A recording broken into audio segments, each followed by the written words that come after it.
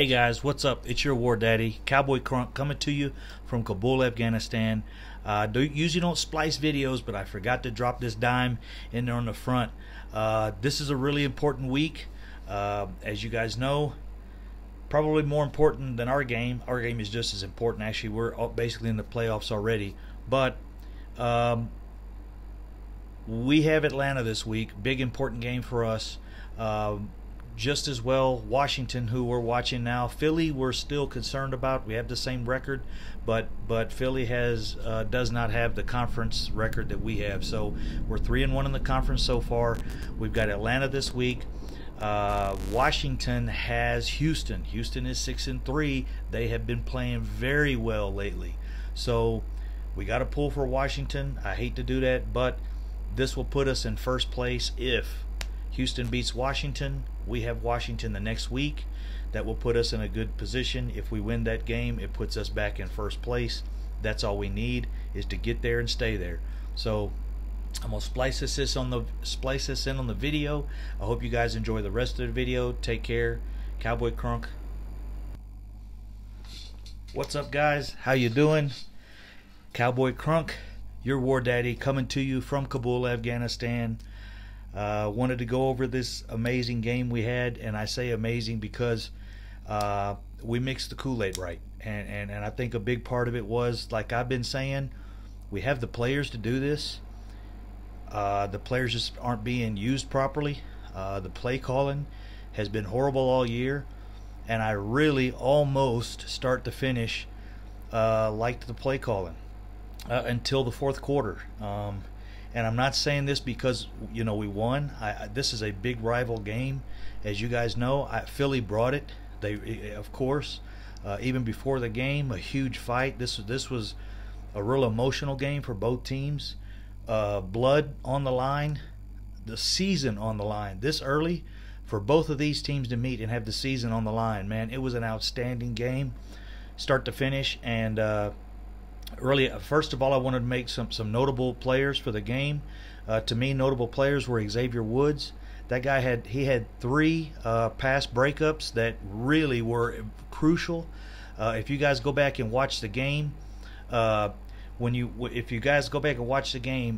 see Xavier Woods make these plays, note where it is in the game. One of them was a touchdown. We're on 3rd down, which forced a punt. A couple of other situations I don't recall exactly, like that. You can't tell you when it was or the time, but Xavier Woods played outstanding. Of course, Ezekiel Elliott looked he looked like his old self. He looked better than his old self. You know, outstanding, man. Really good game for him. LVE, Leighton Vander Esch played top notch. I really think him or Zeke right now are probably the best 2 players we have on the team. And that's crazy to say because you guys know how much I love Jalen Smith, my boy up there, rocking the 5'4". Played outstanding as well, but Leighton Vander Esch was 13 tackles, by far led the team, had the interception. The defensive line played well overall, but we're still not getting in there. I think the play calling has changed. With it's still skeptical, you know. They say I think Marinelli's calling the plays on 1st and 2nd, and Chris Richard is taking over 3rd downs. It's like the mix I've heard that they're going through. So not sure, but the defensive line is not where it was before. We're still getting a lot of pressures, but the sack numbers aren't there. And I really assume these sack pressures would almost do better for us than sacks, because it would create interceptions and bad throws, which we did see towards the end. That tipped ball that went, you know, straight up in the air. Not tipped ball, but it was actually thrown off of like a hurried throw, which was almost a sack. That Leighton Vander Esch almost got to that one as well. So really good play by the defense overall. Our secondary seems a little soft now. It seems like we're playing that flex defense a little more, so we were giving up those 8-9 yard catches real easy. I don't like seeing that. I wish I'd get more aggressive. You know, think about how many pass interferences we've gotten this year, guys.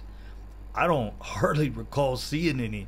I mean, we have very, very few pass interference calls. I would bet we lead the league in the fewest pass interferences, because that's a big thing in the league.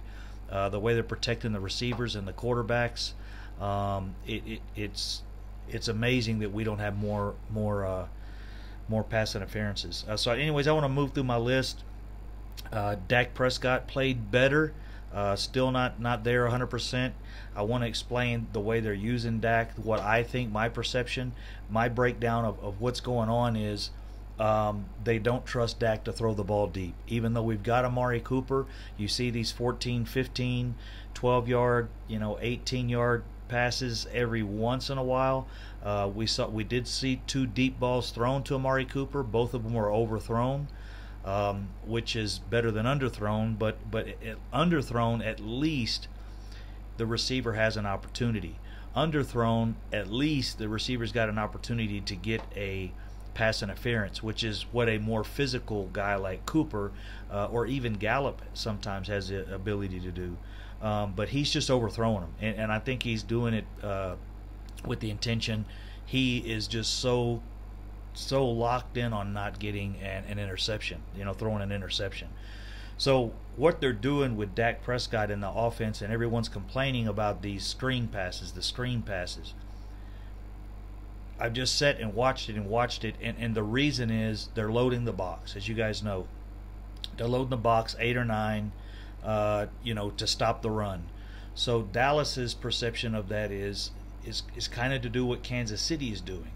And I'll explain that in just a second, but we're doing the same thing. They use a lot of jet sweeps. They use these bubble screens and stuff like that to stretch the defense and stretch the box sideline to sideline. So if Zeke does break one, or we do when we run a ball between the tackles with Zeke, hopefully the defense is stretched wide enough because of the jet sweeps and these bubble passes and the screens that we run. Hopefully it'll stretch the defense left to right or sideline to sideline, and Zeke, it's kind of makes the wall weaker, the defensive wall, the box. So that's my perception of what they're doing. And another thing is they continue to do it because if you look, all of Zeke's biggest plays have been off of these screens, and they do work every once in a while. The problem is when they don't work, it's a 0 gain, or it's a 4-yard or 2-yard. It's really rare that we break one big, but when we break one big, we break it. He'll take it to the house or really close to it. So they're really good plays. They're important. They just seem to run them too much because they're relying on that. They're relying on those as being our big plays versus Dak being able to throw the ball down the field. With their backs against the wall, like they are now, they finally decided we've just got to throw the ball down the field. And I think and everyone is talking about they're forcing Dak to throw the ball to Amari Cooper. I'm pretty sure they are. It fairly much looks like that, but I don't mind it. Cooper's having good numbers. It's opening up the offense. It's spreading the offense deep as well as left to right. The more you spread it deep and you spread it a little left to right, that's all you need. The screens will spread it a little left to right. The deep passes will, even if they're not complete, if you've got to throw the ball deep to get those safeties to respect it.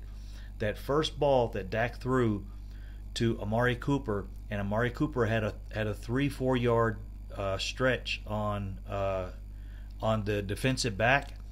Guarantee you that safety and that corner said we can't let that happen again, because if it was an accurate throw, like the throw Carson Wentz had to Aguilar, if it was an accurate throw like that one was, that would have been a touchdown. So we had another one later in the game that it was in the fourth quarter, and Dak overthrew Amari Cooper in the end zone, and he overthrew him by quite a bit. And Amari Cooper was open. He wasn't that open, but if you look back, you'll see that one as well. Dak just puts it out there, and he makes him go get it, but he's going to make sure it's not an interception. So kind of respectful. I would rather them do that, just have Dak overthrow him 2 or 3 times a game, than not throw that at all. We've got to throw that ball. Whether it's complete or not, it's making the defense work and making the defense respect that. So that's a big thing. let's see, what else do we got on here? We gotta minimize Dak's pocket passing. If we can minimize it, move him around a little bit. He needs to run a little more. He had 6 runs for 9 yards. Not a big deal, but they at least had to respect that. If you don't, it's the same thing with throwing the ball deep. With Dak being a running quarterback, we've got to use him, and that fundamentally we've got to put him in that position every once in a while so that they respect the read option. They respect the RPOs. They respect if we don't run him at all, they're not going to respect it. So even though it's kind of a burnt play if they key on Dak getting the ball. So if they key on Dak getting the ball, you still run it. You still respect that the defense is at least respecting that. That's what's going to open up Zeke. If they're respecting Dak, that means it's going to give the ball and give Zeke that opportunity, that open lane, that free pass on the defensive end, or that free pass on the linebacker, because that linebacker's keying on Dak. So that gives Zeke a free open opportunity.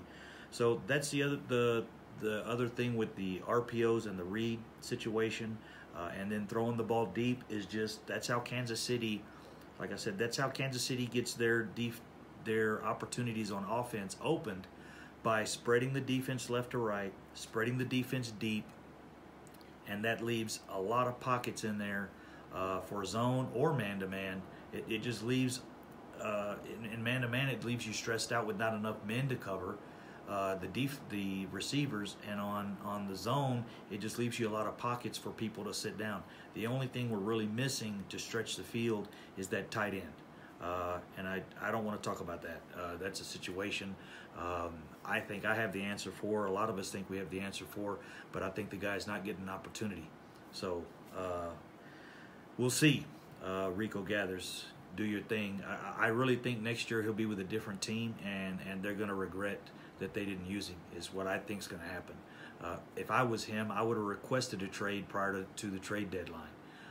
He probably would have stunned the hell out of him, but I guarantee you that they would have been stunned when they saw about 8 to 10 teams trying to snatch him up, because there's a lot of teams out there that are looking for tight ends, and he's the prototypical. He's actually has higher than prototypical numbers for a tight end as far as a build, and even his numbers and his shuttle run and things like that.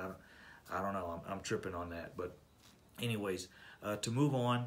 I like the play calling. The fourth quarter was an issue. They've got to force the ball to Amari Cooper. I know a lot of people are saying that, but it's working.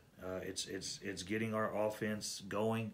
He's the one that can go up and get the ball. He can go get these 50-50 balls. He also gets enough separation, which covers for Dak's accuracy issue.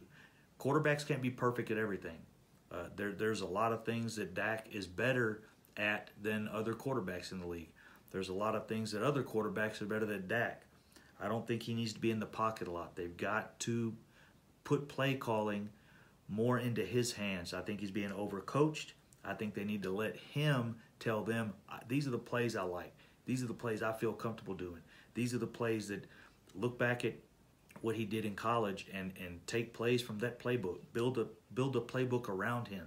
And I know that they're trying to do that, but with the run game, you've got to change it up. Just because that's our primary, backbone, the meat of our offense, it doesn't mean you have to do it every time on first and second down and put yourself in a bad situation where you've got a quarterback now on 3rd and 10. The defense, they know they're coming because our receivers can't get down the field quick enough to get 12 yards because it's 3rd and 12 because we got sacked on one or we had, just the run. It shuts the run game down, which when the run game is shut down, the defense can peel their ears back and go for the sack. So those are the things we got to work on still. I think, like I said, I think the game went very good. Hopefully they don't go back to that. Hopefully they don't fuck the Kool-Aid up next week. It's pretty simple. Add water, add sugar, mix, stir, and I think it's the same thing everybody else is saying. So hopefully we can keep this straight. Hopefully they don't disappoint us next week because we've got to win. We've got to win in Atlanta. We need Houston to beat Washington, and then next week it's up to us. It's all in our hands. So that'll work, guys. Take care. Enjoy the video, and I'll have to splice this together because I had to stop a couple times and make some corrections on the phone. Peace. All right.